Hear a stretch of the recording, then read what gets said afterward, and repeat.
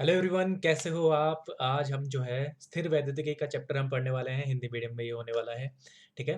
तो बिना टाइम गवाए हुए जल्दी से अपना जो चैप्टर है ये स्टार्ट करते हैं। जैसा कि आप अपने स्क्रीन पे देख ही पा रहे हैं, यहाँ पे जो है इलेक्ट्रोस्टैटिक स्थिर वैद्युतिकी का यूज़ किया गया है। यहाँ पे आवेश वगैरह से चीज़ें जो है, देखो आप देख पा रहे होंगे, जैसे पानी नीचे आ रहा है तो वो कैसे आकर्षित हो रहा है, ये सब आवेश का खेल है।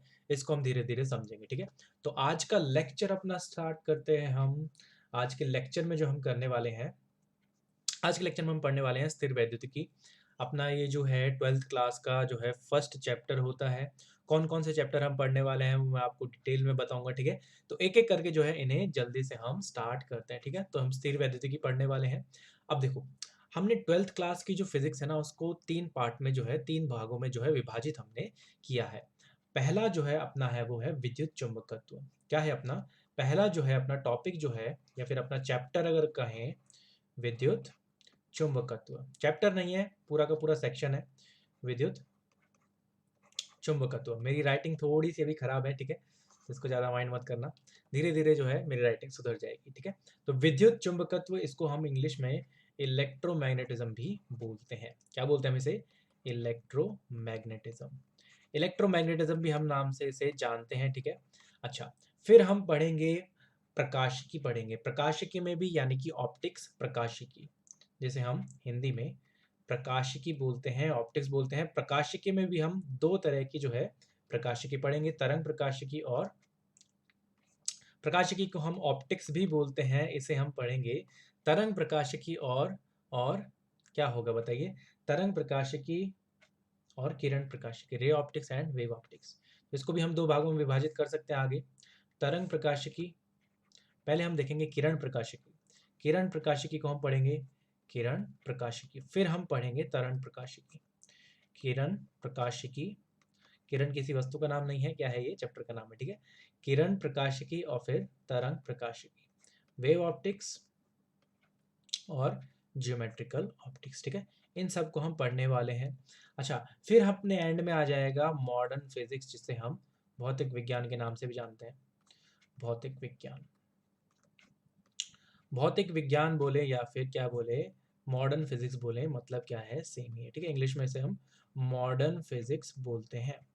Modern physics. ठीक है। अच्छा, इसमें अपने सेमीकंडक्टर वगैरह आ जाएंगे, अर्धचालक वगैरह आ जाएंगे। जैसे अपना जो मोबाइल फ़ोन होता है, इसमें काफ़ी सारे सेमीकंडक्टर चीज़ों का यूज़ होता है, ये भी हम बाद में पढ़ेंगे। एलईडी बल्ब वगैरह जो होते हैं, उसमें भी जो है अपने अर्धचालकों का जो है वो प्रयोग होता है। इन सबको भी जो है हम पूरा डिटेल में हम इन्हें देखने वाले। तो सबसे फर्स्ट टॉपिक, सबसे फर्स्ट सेक्शन जो हम पढ़ने वाले हैं फिजिक्स में, वो यही पढ़ने वाले हैं। 12th क्लास में जो है लगभग लगभग विद्युत चुंबकत्व जो है उसका 50% जो है, 50 से 60% हिस्सा जो है 12th क्लास की अगर हम बात करें, तो वो विद्युत चुंबकत्व का ही है। अब इसमें भी बहुत सारे चैप्टर्स आ जाते हैं, तो एक एक करके हम देख लेंगे कि इसमें भी जो है कौन से चैप्टर्स आते हैं। ठीक है। तो इसमें जो है आगे मैं थोड़ा सा आपको बता देता हूँ, इसमें भी अपने बहुत सारे चैप्टर्स आ जाते हैं। जैसे कि आगे अगर हम इसे और विभाजित करें, आगे अगर हम इसे और विभाजित करना चाहें, तो इसमें भी काफ़ी सारे चैप्टर्स जो हैं अपने पास निकल कर आ जाते हैं। अब वो चैप्टर्स कौन-कौन से हैं? वो चैप्टर्स कौन-कौन से हैं, उन्हें एक-एक करके हम देख लेते हैं। ठीक है? सबसे पहला जो आता है, वो आता है अपना स्थिर वैद्युतिकी, जो अपने चैप्टर का नाम है। ठीक है? स्थिर वैद्युतिकी। अभी मैं 12th क्लास के बारे में बता रहा हूँ, 12th क्लास में पढ़ने क्या वाले हैं सभी चैप्टर्स, एक-एक करके हम डिटेल में पढ़ेंगे। ठीक है? तो सबसे पहले अपना चैप्टर आएगा स्थिर वैद्युतिकी। स्थिर वैद्युतिकी, जिसे हम इलेक्ट्रोस्टैटिक्स के नाम से भी जानते हैं, स्थिर वैद्युतिकी। फिर हम पढ़ेंगे संधारित्र, जिसे हम कैपेसिटर के नाम से भी जानते हैं। दूसरा स्टेप चैप्टर जो होगा वो अपना अपना होगा संधारित्र। फिर हम आएंगे विद्युत धारा, करंट इलेक्ट्रिसिटी के ऊपर आएंगे। सेकंड अपना जो चैप्टर होगा वो होगा विद्युत धारा। विद्युत धारा में हम करंट वगैरह के बारे में पढ़ेंगे, किस तरह से आवेश का जो है वो एक जगह से दूसरी जगह पे आवेश जो है प्रवाहित होते हैं, उन सबको हम देखने वाले हैं। ठीक है। फिर आ जाएगा अपना चुंबकत्व, मतलब जिसे हम मैग्नेटिज्म के नाम से भी जानते हैं, चुंबकत्व। चुंबकत्व के बाद हम पढ़ेंगे विद्युत चुंबकीय प्रेरण, जिसे हम इलेक्ट्रोमैग्नेटिक इंडक्शन के नाम से भी जानते हैं। इसे हम बोलेंगे विद्युत विद्युत चुंबकीय प्रेरण। विद्युत चुंबकीय प्रेरण, इसमें हम पढ़ेंगे कि जब हम विद्युत चुंबकीय प्रेरण, जब विद्युत क्षेत्र और चुंबकीय क्षेत्र परिवर्तित होता है तो वो विद्युत चुम्बकीय प्रेरण को जो है वो क्या करता है, वो उत्पन्न करता है। ठीक है, इसे हम देखेंगे। फिर हम पढ़ेंगे विद्युत चुम्बकीय तरंगे, या फिर उससे पहले प्रत्यावर्ती धारा पढ़ेंगे, एसी ऑल्टरनेटिंग करंट। फिर क्या पढ़ेंगे हम, प्रत्यावर्ती धारा जो निरंतर बदलती रहती है। प्रत्यावर्ती धारा, ऐसी धारा जो निरंतर बदलती रहती है उसे हम प्रत्यावर्ती धारा बोलते हैं।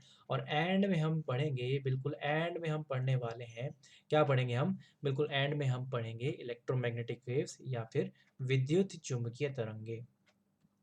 विद्युत चुम्बकीय तरंगे हम देखेंगे कि जब भी आवेश आवेश जो है वो त्वरित होता है तो वह विद्युत चुम्बकीय तरंगे जो है उसमें से निकलती है। इसको हम बिल्कुल एंड में देखेंगे। तो ये सभी चैप्टर्स जो है हम पढ़ने वाले हैं विद्युत चुंबकत्व में। तो एक एक करके हम इनको डिस्कस करेंगे। और सबसे पहला अपना जो चैप्टर होने वाला है, सबसे पहला चैप्टर अपन पढ़ने वाले हैं स्थिर वैद्युतिकी। क्या पढ़ने वाले हैं हम, सबसे पहला चैप्टर जो पढ़ने जा रहे हैं वो है अपना स्थिर वैद्युतिकी। क्या यहाँ तक कोई डाउट है? अभी तक मैंने आपको सिर्फ इंट्रोडक्शन दिया है, बिल्कुल अब देख रहे हैं कि किस तरह से हम चीज़ों को करने वाले हैं। ठीक है, अच्छा अब देखो, स्थिर वैद्युतिकी, यहाँ पे भी विद्युत आ रहा है, हर जगह विद्युत आ रहा है। विद्युत जो होता है वो आवेश से जो है वो संबंधित होता है। तो हमें सबसे पहले क्या पढ़ना चाहिए इस चैप्टर में, हमें सबसे पहले आवेश और उसके गुणधर्म के बारे में हमें बिल्कुल पूरा का पूरा ज्ञान होना चाहिए। तो सबसे पहला टॉपिक अपना जो होगा इस पूरे के पूरे चैप्टर में, यहाँ पे चैप्टर का नाम डाल लेते हैं। ऊपर एक काम करते हैं, चैप्टर का नाम डाल लेते हैं। क्या है अपना चैप्टर, स्थिर वैद्युतिकी। स्थिर वैद्युतिकी, या फिर हम इसे नाम दे सकते हैं, इंग्लिश में नाम इसे बोलते हैं इलेक्ट्रोस्टैटिक्स। इलेक्ट्रोस्टैटिक्स, ठीक है, स्थिर वैद्युतिकी या फिर इलेक्ट्रोस्टैटिक्स हम पढ़ने वाले हैं। और सबसे फर्स्ट टॉपिक, सबसे पहला टॉपिक जो अपना होने जा रहा है वो इसमें होने जा रहा है क्या, आवेश। सबसे पहले पढ़ेंगे हम आवेश क्या होता है। और आवेश को हम क्या बोलते हैं, चार्ज भी बोलते हैं। आवेश को हम क्या बोलते हैं, चार्ज भी बोलते हैं। अच्छा, अब आवेश देखो क्या है। सबसे पहला सवाल हमारे मन में आता है कि आवेश होता क्या है। ठीक है, आवेश के बारे में हम पूरा सब कुछ पढ़ेंगे।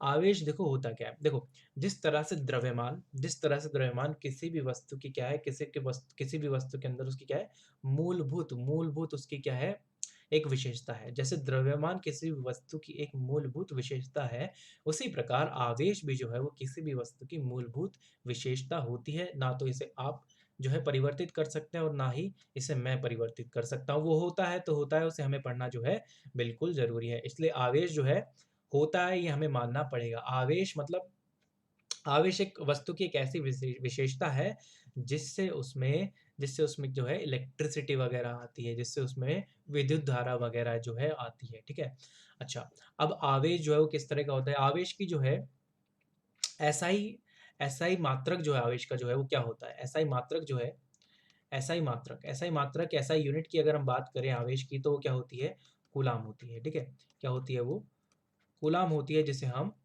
कैपिटल सी से लिखते हैं, कैपिटल सी से लिखते हैं। ठीक है, ऐसा ही मात्रक। अच्छा, यह एक सदिश राशि है। क्या ये सदिश राशि है या अदिश राशि है?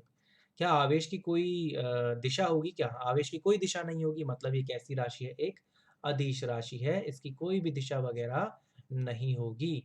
ये क्या है, एक अदिश राशि है, इसका कोई भी दिशा इसकी नहीं होगी। ठीक है, तो ये एक अदिश राशि है। अच्छा, मतलब जब भी हमें आवेशों को जो है जब जोड़ना होगा तो हमें दिशा का कोई भी ध्यान रखने की कोई ज़रूरत नहीं है। हम जो है डायरेक्टली जो है आवेशों को क्या कर सकते हैं, उनका योग हम कर सकते हैं। ठीक है, तो यहाँ से सिंपल सिंपल चीज़ें जो है हम इस तरह से निकाल सकते हैं। ठीक है, अच्छा अब देखो क्या होगा। अब यहाँ से मुझे बताओ कितने प्रकार के आवेश होते हैं अपने, दो ही प्रकार के आवेश होते हैं। कौन कौन से, ऋणात्मक और धनात्मक। दो ही प्रकार के अपने आवेश होते हैं, ऋणात्मक और धनात्मक। ऋणात्मक आवेश जो होता है, ऋणात्मक और ऋणात्मक, और जब भी एक समान प्रवृत्ति के, एक समान प्रकृति के जब आवेश होते हैं तो उनके मध्य प्रतिकर्षण होता है या आकर्षण होता है। उनके मध्य क्या होता है, प्रतिकर्षण होता है। मतलब प्लस प्लस के मध्य क्या होगा, प्रतिकर्षण होगा, माइनस माइनस के मध्य भी क्या होगा, प्रतिकर्षण होगा। मतलब समान प्रकृति के आवेश एक दूसरे को क्या करते हैं, प्रतिकर्षित करते हैं। और विपरीत प्रवृत्ति के आवेश क्या करते हैं, वो एक दूसरे को आकर्षित करते हैं। तो यहाँ पे हम लिख सकते हैं कि ये क्या करेंगे, प्रतिकर्षित करेंगे। अगर प्लस आवेश होगा, माइनस को क्या करेगा, आकर्षित। माइनस आवेश जो है प्लस आवेश को क्या करेगा, आकर्षित करेगा। मतलब समान प्रकृति के आवेशों में क्या होता है, प्रतिकर्षण होता है सर, और विपरीत प्रकृति के आवेशों में क्या होता है, आकर्षण होता है। ये बात जो है हम ध्यान रख सकते हैं और ये तो हमें पता ही होता है। सिंपल सिंपल दैनिक जीवन में हम ये चीज़ों को देखते हैं, ठीक है? तो इस तरह से अच्छा, अब एक परमाणु की संरचना अगर हम देखना चाहें, किसकी संरचना देखना चाहें? अगर हम परमाणु की संरचना देखना चाहें, तो एक परमाणु की संरचना आप स्क्रीन पे देख पा रहे हैं, कुछ इस प्रकार की होती है। परमाणु की संरचना में क्या होता है? मान लो ये कोई भी एक परमाणु है अपने पास, परमाणु की संरचना में अपने पास क्या होता है? जो भी प्रोटॉन और न्यूट्रॉन होते हैं, जो भी प्रोटॉन और न्यूट्रॉन होते हैं, दूसरा कलर ले लेते हैं। जो भी प्रोटॉन और न्यूट्रॉन अपने पास होते हैं, कौन-सा कलर लें? ग्रीन ले लेते हैं। ठीक है, जो भी प्रोटॉन और न्यूट्रॉन होते हैं अपने पास, प्रोटॉन और न्यूट्रॉन जो भी होते हैं वो कहाँ पे होते हैं? नाभिक के अंदर होते हैं। देखो, दिखाई दे रहा है तुम्हें ये? तुम्हें ये येलो कलर में और रेड कलर में दिखाई दे रहा होगा कि ये जो अपने प्रोटॉन और न्यूट्रॉन है वो नाभिक के अंदर जो है वो फँसे हुए होते हैं, और जो इलेक्ट्रॉन होते हैं, इलेक्ट्रॉन जो होते हैं उसके चारों तरफ चक्कर लगाते हैं। आप जो है इस वीडियो से देख पा रहे हो। पहले कक्षक में देखो, ये पहला कक्षक है, इसके लिए n बराबर कितना होगा? 1 होगा। दूसरे कक्षक के लिए n बराबर कितना होता है? 2 होता है। तीसरे कक्षक के लिए n बराबर कितना होता है? 3 होता है। चौथे कक्षक के लिए n बराबर कितना होगा? 4 होगा। पहले कक्षक में अगर आप याद करो 11th क्लास में आपने जब परमाणु की संरचना पढ़ी होगी, तो उसमें पहले कक्षक में आपके पास जो आवेश है, जो इलेक्ट्रॉन है, इलेक्ट्रॉन की संख्या कितनी आई होगी? 2। दूसरे कक्षक में इलेक्ट्रॉन की संख्या जो है वो 8 होती है। यहाँ से आप एक देख ही पा रहे हो, 1, 2, 3, 4, 5, 6, 7, 8, और ये रुके हुए नहीं होते हैं, ये क्या होते हैं? चक्कर लगा रहे होते हैं, ठीक है? तो यहाँ से अपने पास ये इलेक्ट्रॉन वगैरह इस तरह से हैं, ठीक है? प्रोटॉन वगैरह नाभिक के अंदर होते हैं। मुझे बताओ मुझे बताओ, प्रोटॉन पर जो आवेश होता है वो कितना होता है? प्रोटॉन पर जो आवेश होता है वो कितना होता है? प्लस, अगर आपको याद हो तो पुरानी क्लासों से, plus 1.6 into plus 1.6 into 10 raise to the power minus 19 coulomb. मतलब 1.6 इंटू 10 की पावर माइनस 19 कूलम, इतना आवेश जो है वो होता है, ठीक है? अच्छा, इलेक्ट्रॉन पर जो आवेश होता है वो कितना होता है? इलेक्ट्रॉन पे आवेश होता है minus 1.6 into 10 raise to the power minus 19 coulomb. Electron पे आवेश जो है वो इतना होता है। अच्छा, प्रोटॉन का जो द्रव्यमान होता है, अच्छा, न्यूट्रॉन का आवेश कितना होता है? न्यूट्रॉन का आवेश जो है वो 0 होता है। न्यूट्रॉन एकदम उदास होता है, न्यूट्रॉन न्यूट्रॉन के ऊपर कोई भी आवेश नहीं होता है, न्यूट्रॉन एकदम उदास व्यक्ति होता है, ठीक है? अच्छा, प्रोटॉन और न्यूट्रॉन का जो आवेश है, लेकिन सॉरी, द्रव्यमान जो है वो लगभग-लगभग बराबर होता है। प्रोटॉन का जो द्रव्यमान है, वो लगभग-लगभग बराबर होता है न्यूट्रॉन के, और उनका जो मान है वो आता है 1.67 into 10 raise to the power minus 27 KG, इतना द्रव्यमान निकल के आता है प्रोटॉन और न्यूट्रॉन का। और अगर हम बात करें इलेक्ट्रॉन के द्रव्यमान की, इलेक्ट्रॉन का जो द्रव्यमान है वो बहुत कम होता है प्रोटॉन और न्यूट्रॉन की तुलना में, और इसका जो द्रव्यमान है 9.1 into 10 raise to the power minus 31 KG, इतना निकल के आता है। मतलब अगर आप देख पा रहे हो, यहाँ पे इलेक्ट्रॉन के द्रव्यमान में 10 की पावर माइनस 31 है, और प्रोटॉन और न्यूट्रॉन के जो द्रव्यमान है उसमें 10 की पावर माइनस 27 है। तो 10 की पावर माइनस 31 जो है बहुत कम है। मतलब जो भी द्रव्यमान है प्रोटॉन और न्यूट्रॉन की तुलना में इलेक्ट्रॉन का जो द्रव्यमान है बिल्कुल नगण्य है, एकदम नेग्लिजिबल है। हम प्रोटॉन और न्यूट्रॉन की तुलना में इलेक्ट्रॉन के द्रव्यमान को नगण्य मान सकते हैं, उसे शून्य की तरह जो है वो हम देख सकते हैं, ठीक है? तो इस तरह से जो है इस तरह से जो है परमाणु की संरचना होती है। हम ये भी कहते हैं कि जो परमाणु का जो पूरा का पूरा भार होता है, वो जो है इलेक्ट्रॉन वगैरह जो है वो निर्धारित नहीं करते हैं। प्रोटॉन और न्यूट्रॉन ही जो होते हैं परमाणु का जो भार होता है उसे निर्धारित करते हैं, क्योंकि प्रोटॉन और न्यूट्रॉन के सामने इलेक्ट्रॉन के द्रव्यमान की कोई औकात नहीं होती है, ठीक है? अच्छा, अब ये बातें हमने सीख ली है। ये जो प्रोटॉन पे आवेश है plus 1.6 into 10 raise to the power minus 19, ये जो 1.6 into 10 raise to the power minus 19 ये नंबर है ना, ये बहुत ज़्यादा बार यूज़ होता है, बहुत ज़्यादा इसका प्रयोग होता है। तो हमने क्या किया, इसको एक हमने नाम दी थी। जैसे पाई होता है ना, पाई का मान कितना होता है? 22/7 होता है। उसी तरह से जो है प्रोटॉन के ये वाला जो संख्या है बहुत ज़्यादा बार यूज़ होती है, इसलिए हम इसे ई बोल देते हैं, ठीक है? इसलिए जब भी हम बात करेंगे प्रोटॉन की, तो हम बात करेंगे कि उस पे जो आवेश है वो कितना होगा? प्लस ई होगा, और इलेक्ट्रॉन पर जो आवेश है वो कितना होगा? हम बात करेंगे कि इलेक्ट्रॉन पे जो आवेश होगा वो कितना होगा? माइनस ई होगा। इसके बारे में हम यही बातें करेंगे, ठीक है? प्रोटॉन पे आवेश प्लस ई बोलेंगे और इलेक्ट्रॉन पे जो आवेश है उसको हम माइनस ई बोलेंगे। अच्छा, मतलब प्रोटॉन पे आवेश धनात्मक है और इलेक्ट्रॉन पे जो आवेश है वो ऋणात्मक है। अच्छा, अगर मैं तुमसे ये पूछना चाहूँ कि प्रोटॉन पे जो आवेश है धनात्मक है और इलेक्ट्रॉन पे आवेश जो है वो ऋणात्मक है। क्या इसका ये मतलब है क्या कि प्रोटॉन पे आवेश जो है वो ज़्यादा है और इलेक्ट्रॉन पे आवेश कम है? क्या इसका ये मतलब है क्या? नहीं, इसका ये बिल्कुल मतलब नहीं है। तुम ऐसा सोच रहे होगे सही सर सही तो है, प्रोटॉन पे आवेश प्लस है, इलेक्ट्रॉन पे आवेश माइनस है, मतलब प्रोटॉन पे आवेश जो है वो क्या होगा, ज़्यादा होगा, इलेक्ट्रॉन पे कम होगा, ऐसा नहीं है, ठीक है? होता क्या है देखो, प्रोटॉन और इलेक्ट्रॉन पे जो आवेश जो है प्लस ऋणात्मक और धनात्मक जो है, ऋणात्मक और धनात्मक उनके नेचर को बताते हैं, उनकी प्रकृति को बताते हैं। मतलब इन दोनों की प्रकृति जो है वो एक दूसरे से अलग है, ये हमें इस बारे में बताते हैं। ये बिल्कुल मतलब नहीं है कि प्रोटॉन पे आवेश ज़्यादा है या फिर इलेक्ट्रॉन पे आवेश कम है, इसका ये बिल्कुल मतलब नहीं है। हो सकता था कि प्रोटॉन पे आवेश को पॉजिटिव बोल दिया जाता और इलेक्ट्रॉन पे आवेश को जो है वो नेगेटिव बोल दिया जाता, तो हमें वही जो है जिस तरह जो भी बोल दिया जाता वही हमें जो है बाद में भी यूज़ करना रहता। लेकिन यहाँ पे प्रोटॉन को जो है वो धनात्मक और इलेक्ट्रॉन को ऋणात्मक बोल दिया गया है, तो हम यही यूज़ करेंगे। वैसे तो है नहीं, अमेरिका में जो है प्रोटॉन को आवेश को प्लस बोला जा रहा है, इंडिया में हम माइनस यूज़ कर लें तो गड़बड़ हो जाएगी। चीज़ों में जो है एक नियमितता नहीं रहेगी। नियमितता बनाए रखने के लिए हमें सभी जगह पे आवेशों को क्या करना पड़ता है, बराबर करना पड़ता है। क्या ये बातें समझ आई हैं? क्या ये बातें हमारे मन मंदिर में चली गई है? बहुत बढ़िया। ठीक है, अब आगे बढ़ते हैं। ठीक है, तो अगर हम बात करें प्रोटॉन पे आवेश तो उसके ऊपर प्लस ई होता है, इलेक्ट्रॉन पे आवेश जो है वो माइनस ई होता है। ठीक है, ये बेसिक बेसिक बातें हैं। अब हम आगे बढ़ते हैं, कुछ और बातें यहाँ पे करते हैं। ठीक है, अच्छा, अगर मान लो मेरे पास दो दो मेरे पास चलो आगे बातें करते हैं। यहाँ पे मेरे पास दो वस्तुएं हैं। क्या है, यहाँ पे मेरे पास एक वस्तु है इस तरह से, एक वस्तु मेरे पास इस तरह से है, दूसरी वस्तु भी मेरे पास कुछ इस तरह से। ठीक है, दो वस्तु हैं मेरे पास यहाँ पे, इनमें कलर भर लेते हैं। जैसे जीवन में रंग भर जाते हैं, इनके जीवन में भी रंग भर देते हैं। कौन सा रंग भरे भरे हुए हैं? चलो मान लो रेड कलर भर देते हैं। ठीक है, इसमें भी अपन रेड कलर भर देते हैं। ठीक है, दो वस्तुएं अपने पास ए और बी, दो वस्तुएं हैं अपने पास ए और बी। ये ए है और ये क्या है, बी है। ए और बी दो वस्तुएं अपने पास, इन पर जो कुल मिला के आवेश है वो कितना है? शून्य है, जीरो अंडा। इस पे आवेश जीरो है और इस पे आवेश भी क्या है? शून्य है। ठीक है, अच्छा, अगर मैं तुमसे एक सवाल पूछूं कि ए पर आवेश शून्य है, बी पर आवेश शून्य है, तो इसका मतलब इसके अंदर कोई भी आवेश नहीं है। एक पर आवेश कुल मिला के आवेश शून्य है और बी पर कुल मिला के आवेश शून्य है, इसका मतलब इनके अंदर कोई भी आवेश नहीं है। ये कथन एकदम क्या है? गलत है। मतलब जितना इसके अंदर ऋणात्मक आवेश है उतना ही क्या है? धनात्मक आवेश है। मतलब जितने इसके अंदर प्रोटॉन है उतने ही अंदर इसके इलेक्ट्रॉन है, तभी तो कुल मिला के जीरो है। भाई अगर पदार्थ है तो क्या होंगे? पदार्थ है तो अणु होंगे, अणु होंगे तो परमाणु होंगे, परमाणु होंगे तो प्रोटॉन भी होंगे, इलेक्ट्रॉन भी होंगे और आवेश उसके अंदर होंगे। हाँ, वो बात अलग है कि जितना उसके अंदर ऋणात्मक आवेश है, उतना ही उसके अंदर धनात्मक आवेश है। एक एग्जांपल के लिए, उदाहरण के लिए मान लो इस ए के अंदर 100 प्रोटॉन है, ठीक है? तो इसके अंदर आवेश कितना होगा? 100 प्रोटॉन प्लस 100 ई, और 100 इलेक्ट्रॉन है, मतलब आवेश कितना होगा? ऋणात्मक आवेश होगा माइनस 100 ई, और कुल मिला के कितना आएगा? 0 आएगा, ठीक है? अच्छा, इसके अंदर मान लो 50 इलेक्ट्रॉन है, 50 प्रोटॉन है, 50 प्रोटॉन होंगे तो 50 ई प्लस आवेश और माइनस आवेश कितना आएगा? 50 ही माइनस आवेश आएगा, और कुल मिला के इसमें भी कितना आएगा? 0 आएगा। दोनों वस्तुएं एकदम क्या है? उदासीन है। ये भी क्या है?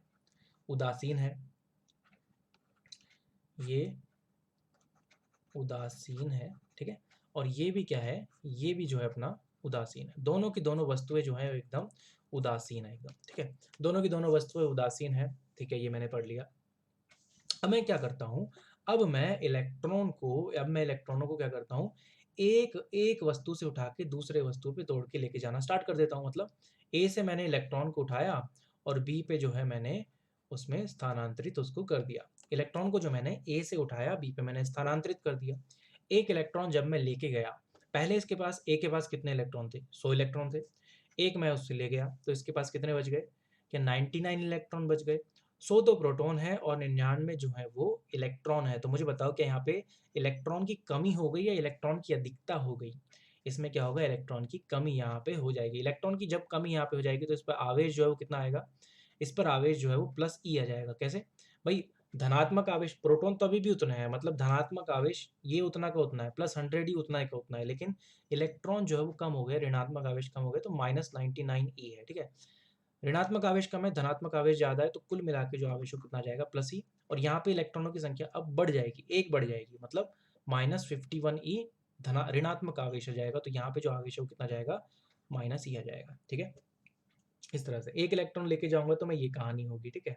अच्छा, जब मैं इसमें इलेक्ट्रॉन लेके जा रहा हूँ तो इसका द्रव्यमान जो है वो क्या होगा, इसका द्रव्यमान बढ़ जाएगा और इसका द्रव्यमान जो है वो क्या होगा, घट जाएगा। एक का द्रव्यमान बढ़ जाएगा और एक का द्रव्यमान क्या होगा, घट जाएगा। जिस पे इलेक्ट्रॉन लेके जा रहे हैं उसका द्रव्यमान बढ़ जाएगा, जिससे हम लेके निकाल के जा रहे हैं उसका द्रव्यमान घट जाएगा।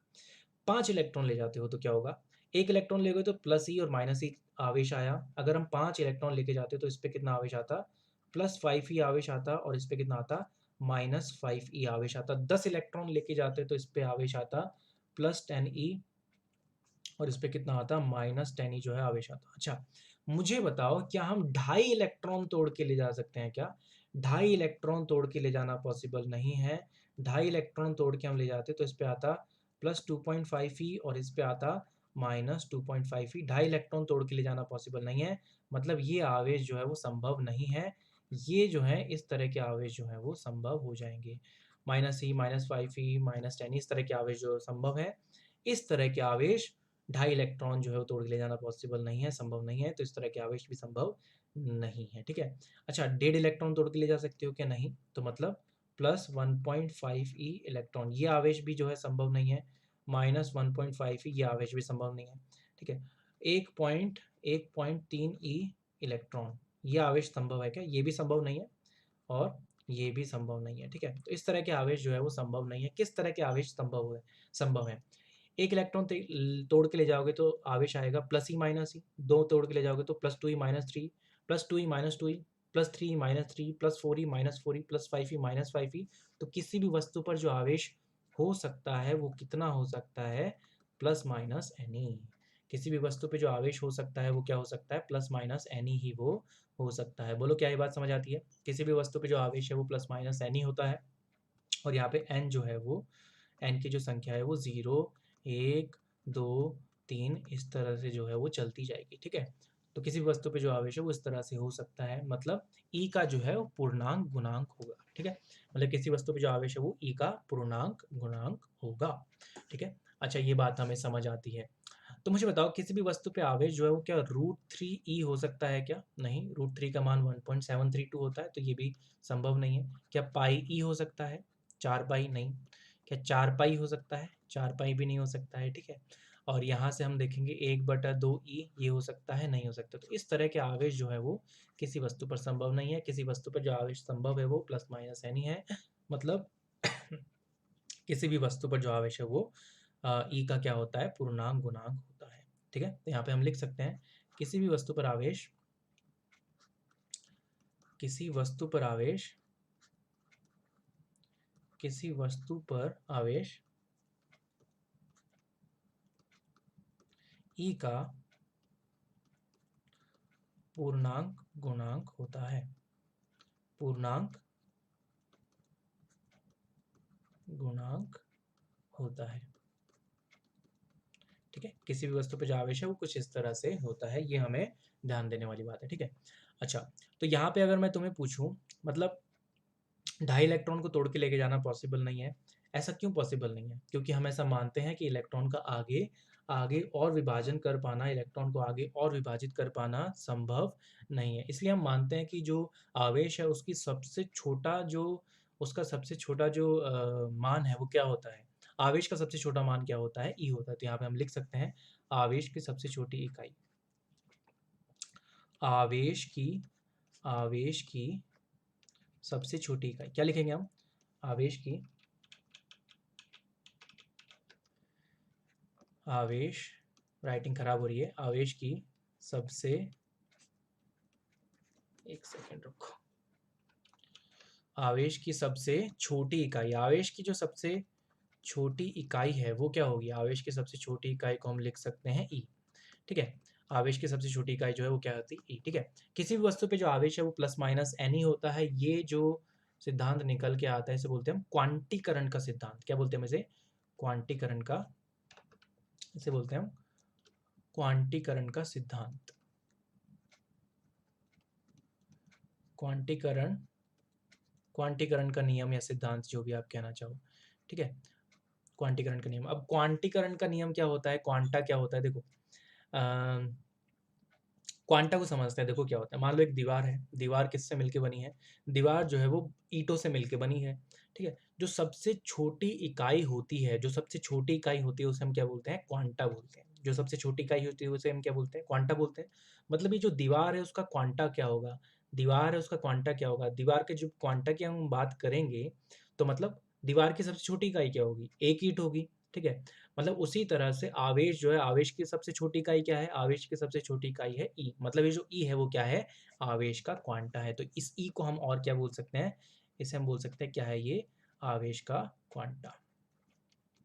क्या है ये? एक आवेश का, आवेश का क्या है ये? क्वांटा है। इसे हम क्या बोलते हैं? क्वांटीकरण का सिद्धांत हम इसे बोलते हैं, ठीक है? तो क्या ये बातें सब समझ में आई है? सिंपल सिंपल बातें। यहाँ पे हमने कुछ वीडियो वगैरह से भी चीज़ें देखी।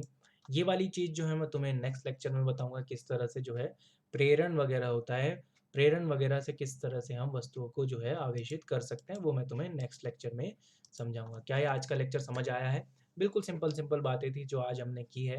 उम्मीद करता हूँ आपको आज का लेक्चर जो है पसंद आया होगा। बाकी हम चीज़ें नेक्स्ट लेक्चर में पढ़ेंगे। वीडियो अगर अच्छी लगी है तो वीडियो को लाइक ज़रूर कीजिए। यूट्यूब के एल्गोरिदम में जो है वो हेल्प मिलेगी। और आप अपने से जो भी आपके हिंदी मीडियम के फ्रेंड्स हैं उनके साथ शेयर कर दीजिए ज़्यादा से ज़्यादा। और चैनल पे अगर आप नए हैं तो चैनल को सब्सक्राइब कर लीजिए। जो भी आपके फ्रेंड्स वगैरह हैं जो कि हिंदी मीडियम में हैं, क्योंकि हिंदी मीडियम में जनरली होता क्या है, थोड़ा सा बहुत सारे चैनल मिल जाते हैं इंग्लिश के लिए। हमारा भी हम एक चैनल है इंग्लिश के लिए, लेकिन जनरली हिंदी मीडियम के बच्चों को उतना अच्छा कंटेंट नहीं मिल पाता है। तो हमारी पूरी कोशिश रहेगी कि आपको जो है हिंदी में भी जो है उतना ही अच्छा कंटेंट मिले जितना कि आपको इंग्लिश में मिलता है, ठीक है? तो बस मिलते हैं फिर नेक्स्ट लेक्चर में। तब तक के लिए हंसते रहिए, मुस्कुराते रहिए और देखते रहिए हमारे चैनल को। तब तक के लिए बाय बाय। मिलते हैं नेक्स्ट क्लास में।